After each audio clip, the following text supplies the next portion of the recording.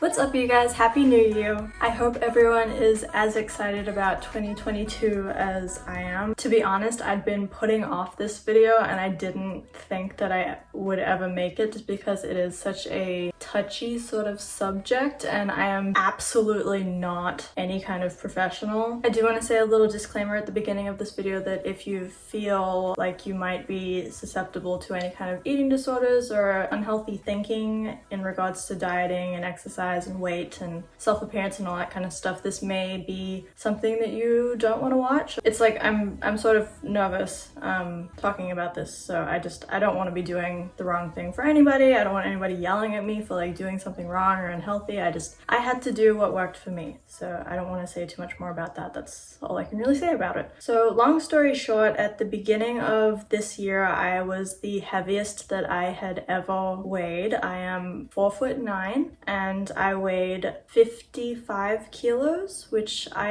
am honestly not sure what that is in pounds. I think it's like in the realm of 112, maybe? Somewhere in that area, but I know it was at peak 55 kilos. I didn't get any heavier than that, but that was a lot considering that when I was around 18 and 19, when I had originally lost an unhealthy amount of weight, to be honest, I was down at like 39. I know is too low, but you know, I usually hang out around like 53, 54, 52, you know, that area. That is like my healthy area, I feel, for my height and my structure. Yeah, no, I got to 55 and it was definitely showing, so much so that I went up 2, maybe 3 sizes in clothes eventually. So in February of this year, I decided that I was going to make some changes to my lifestyle, and the way that I was able to achieve this, like, and maintain consistency, because that's the most important part of being able to lose weight, was to not do anything dramatic, or at least not to start off in any dramatic way to lose the weight. I went with the structure that I sort of made up, which was a, I guess, low calorie, high quantity diet, if you want to call it that. And what that means is that I didn't calorie count per se, but I was very mindful of how large, I guess, of calories were in certain things and how much of it I would get to eat. For example, like candy, like a Kit Kat or something. For a whole bar, I think like 200 and something, almost 300 calories, and that would do nothing to fill me up. That would literally just be for the taste, and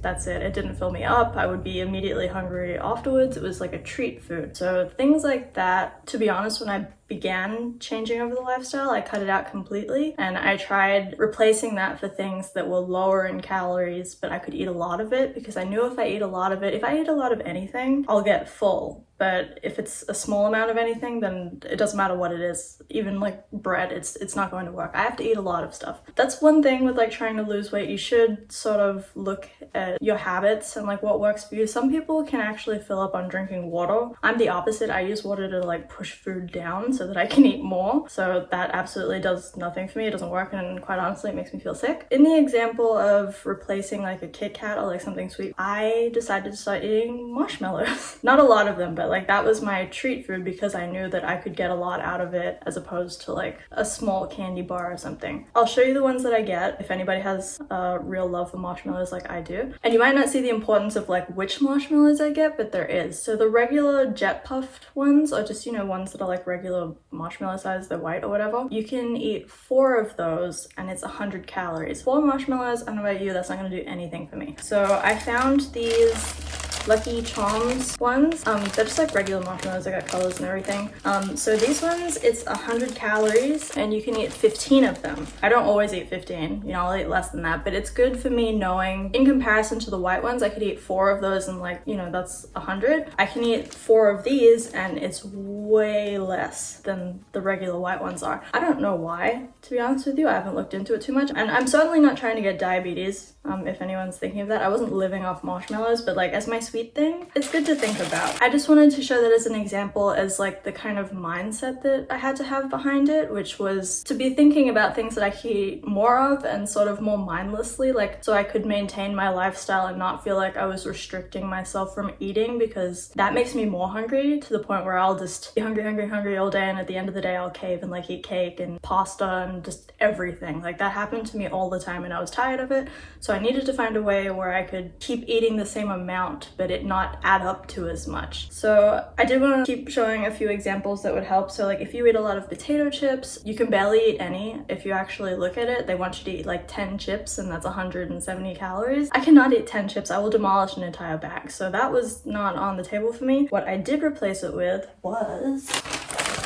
pretzels. So if you don't know, pretzels are actually way less calories than potato chips, I guess because of the oil, or again, I have no idea. 110 calories, you can eat 19 of these. So that is way less calories than the bag of Doritos that would rack up a lot of calories and would be harder for me to burn off during the day. So it wasn't just snacks that I did that with, I kind of applied that to all my meals as well. So I started eating chicken breast and I would just season that with some thyme, lemon, salt and pepper, and maybe like a little garlic powder. Basically chicken breast that you can season any which way you want, and I would make it fresh. I don't like meal prepping because chicken to me reheats really gross, and there's just no reason for me to do that. I have enough time to stick it in the oven or the air fryer and then, you know, just come back 30 minutes later. Like it's the easiest cooking that you can do, which is another really important thing for me. It's the prep behind things that people, they get deterred by it, including myself. So something that you can like bake in an air fryer and oven that's still healthy is a really good way around that. And you also need to be thinking ahead. So for me, I need to make sure that I'm eating when I'm not hungry. And I don't mean like when people say to eat small meals more throughout the day, because I've tried that and it doesn't work. Any kind of small meal, it just makes me more hungry. So like I need to eat and be full and then be done with it for like a few hours. I know there's like something behind your metabolism where that's not supposed to work or whatever, but this is what I found work for me, so I'm going to continue to do so. Since COVID, if you've seen any of my old videos, I'm somewhat of a vegetarian now due to things tasting funny to me.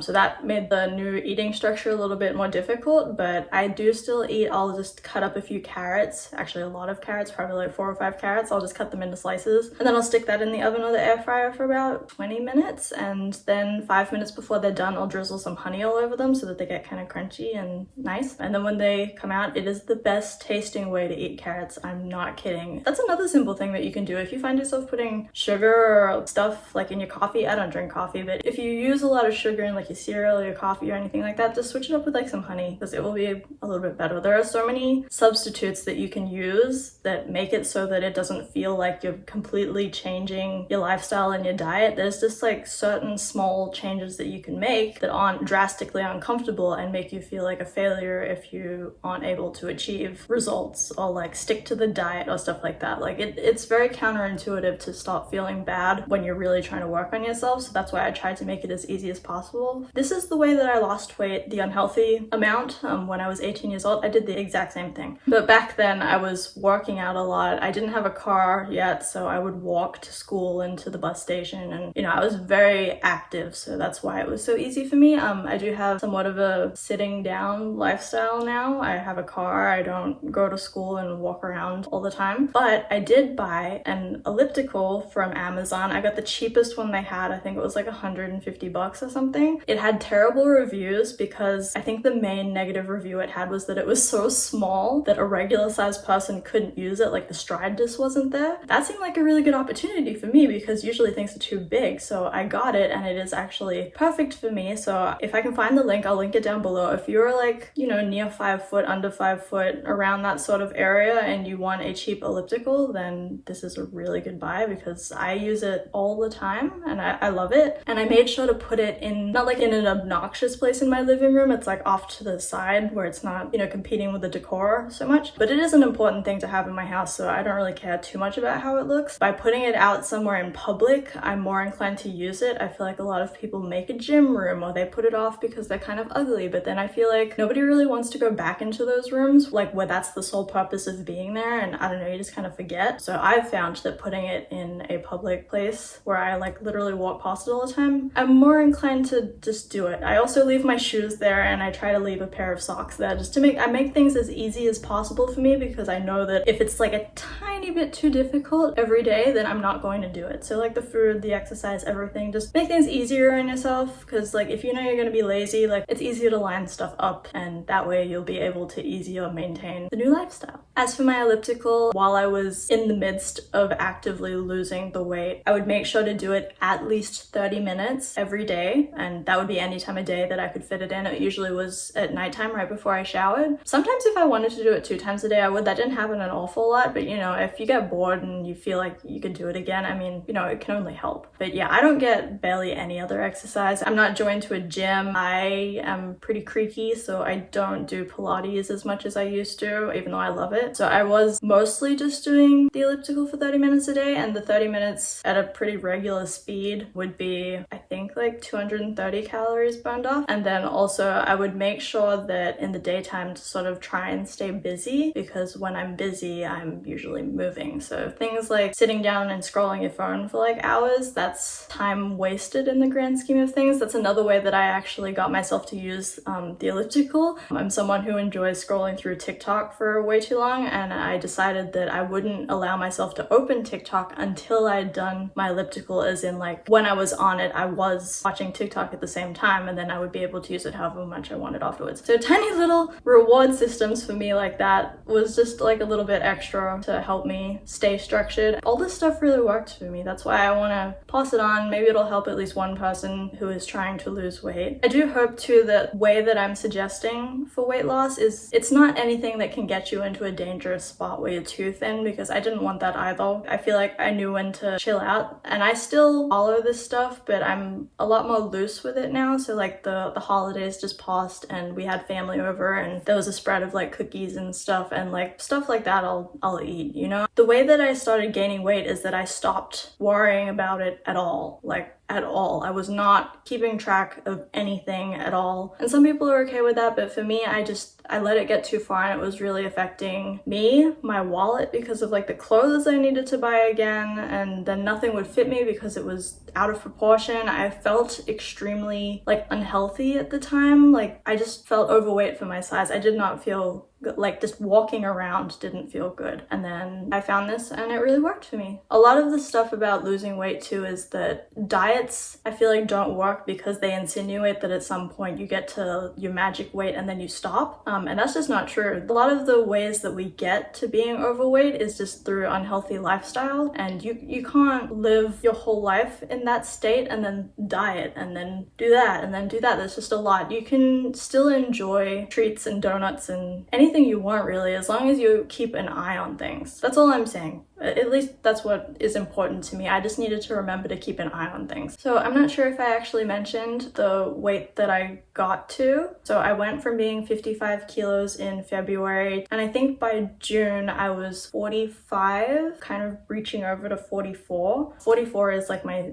sweet spot. That's where I would like to stay, but you know, I'm not concerned if it fluctuates. Like I'm pretty sure right now I'm at the high end of 45 because of the holidays and stuff, and I'm completely fine with that. I was just too high up there before, but like as long as I know that I'm watching it now and I know the steps to take, I feel a lot more confident now in fluctuation and stuff like that too, because I'm still trying to watch and do the healthy thing. So I feel like I've been talking for a really long time, so I'm going to let you guys go. If you have any questions, then please leave them down below. And again, I'm just sharing my experience because maybe it will help someone out there. If you feel that you are not in a mental space to lose weight in a healthy way, then don't listen to me. I want everybody to be healthy and be confident no matter what size you are. It's the health reasons, I guess, for me. I just want everybody to be okay. So please don't crucify me in the comments for anything that I have said. I'm coming from a good heart and a good place. I love you guys very much. If you are not subscribed and you enjoyed this video, then please subscribe. I would love to have you as part of the gang. And also, if you could like this video, the thumbs up button down there somewhere, then that would be awesome too. And I will see you guys in the next video.